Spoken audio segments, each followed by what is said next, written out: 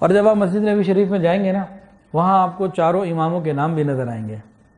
امام احمد بن حنبل رحمۃ اللہ علیہ، امام مالک بن انس رحمۃ اللہ علیہ، امام حنیفہ رحمۃ اللہ علیہ اور امام شافعی رحمۃ اللہ علیہ،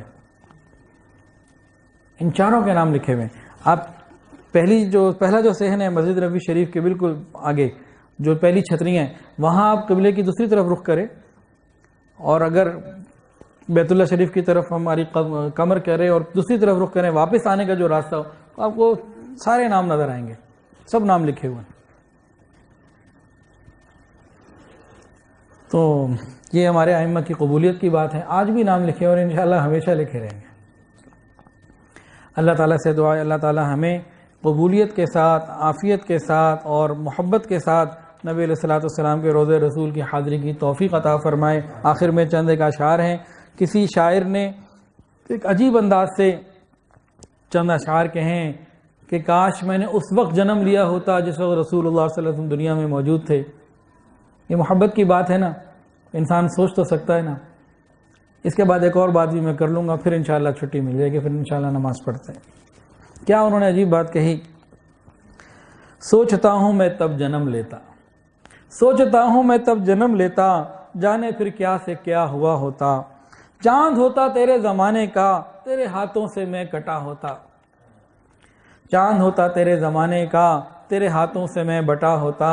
پانی ہوتا وہاں کے چشموں کا، تیرے قدموں پہ بہہ گیا ہوتا، پانی ہوتا میں وہاں کے چشموں کا، تیرے قدموں پہ بہہ گیا ہوتا، ٹکڑا ہوتا میں ایک بادل کا، ساتھ تیرے میں گھومتا ہوتا، پیڑ ہوتا کھجور کا کوئی، جس کا پھل تو نے کھا لیا ہوتا، تیرے حجرے کے آس پاس کہیں میں کوئی کچا راستہ ہوتا،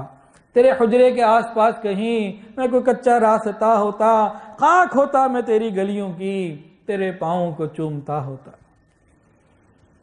تخیل کے اندر تو یہ باتیں کہی جا سکتی ہیں نا، سوچی جا سکتی ہیں۔ اب ایک آخری بات کے اوپر اب بات مکمل کر لوں۔ ہم سب کی خواہش ہے، اور اللہ اس خواہش کو اپنی رحمت سے پورا فرمائے، کہ قیامت میں اللہ ہماری مغفرت فرمائے، نبی علیہ السلام کی شفاعت ملے، اور جنت میں ہمیشہ ہمیشہ جناب رسول اللہ صلی اللہ علیہ وسلم کا پڑوس ہمیں مل جائے۔ یہ ہم سب کے دل کی تمنا ہے۔ لیکن غور کریں، آج ابھی گھر واپس جائیں، آپ گھر میں بیٹھے اور اتنی دیر میں بیل ہو، تخیل اور سمجھنے کے لیے مثال دے رہا ہوں، بیل ہو دروازے پہ اور آپ جائیں تو حضور پاک صلی اللہ علیہ وسلم، امی عائشہ، بی بی فاطمہ یہ آپ کے دروازے پہ موجود ہوں، آپ کے گھر آئیں اور یوں کہیں کہ میں آپ کے ساتھ چند دن رہنا چاہتا ہوں، تم میرے ساتھ ہمیشہ جنت میں رہنا چاہتے ہو، 8 دن 15 دن یا 1 مہینہ میں تمہارے ساتھ رہنا چاہتا ہوں، ہم کون سے کمرے میں لے کے جائیں گے، کس کمرے میں تصویر نہیں ہے، کیا کیا چیزیں چھپائیں گے، پہلے کون سی جگہ ہے جہاں ہم بٹھائیں گے، اور وہ کہیں میں 1 مہینہ رہنا چاہتا ہوں، اگلے مہینے تمہاری جو شادی ہے میں دیکھنا چاہتا ہوں کیا تیاری ہو رہی ہے، ہم اپنی تیاریوں میں کیا ترمیم کریں گے، وہ کہیں کہ میں تمہارے رشتہ داروں سے ملنا چاہتا ہوں، تمہارے حسن سلوک کا ذرا معلوم کروں، تمہارے لین دین کو ذرا میں دیکھوں، راتوں کو تم کہاں جاتے ہو، موبائل پہ کیا کرتے ہو، کن سے ملنے جاتے ہو، کون تم سے ملنے آتا ہے، کن سے رابطے میں رہتے ہو، میں تمہارے دن اور رات دیکھنا چاہتا ہوں، تم میرے ساتھ ہمیشہ رہنا چاہتے ہو، میں بھی ذرا چند دن تمہارے ساتھ رہ کے دیکھوں تو صحیح تم نے میرے امتی ہونے کا کون سا حق ادا کیا،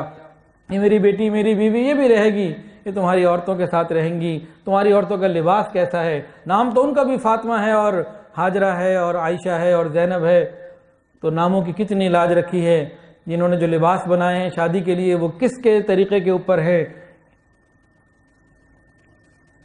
میری بیٹی نے تو پردے کی انتہا کر دی، نامحرم کو بھی نہیں دیکھنے،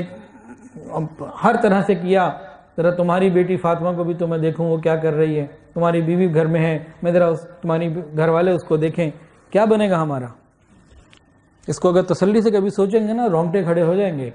تو ابھی مدینہ طیبہ کا سفر ہے، خوب اللہ سے مانگے یا اللہ ہمارے گناہوں کو معاف فرما اور ہمیں حضور پاک صلی اللہ علیہ وسلم کی سچی محبت عطا فرما، امت کا غم عطا فرما، پھر دیکھیں وہاں سے کیسے قبولیت ملتی ہے۔ اللہ ہمیں قبولیت والی حاضری عطا فرمائے۔ وآخر دعوانا ان الحمد للہ رب العالمین۔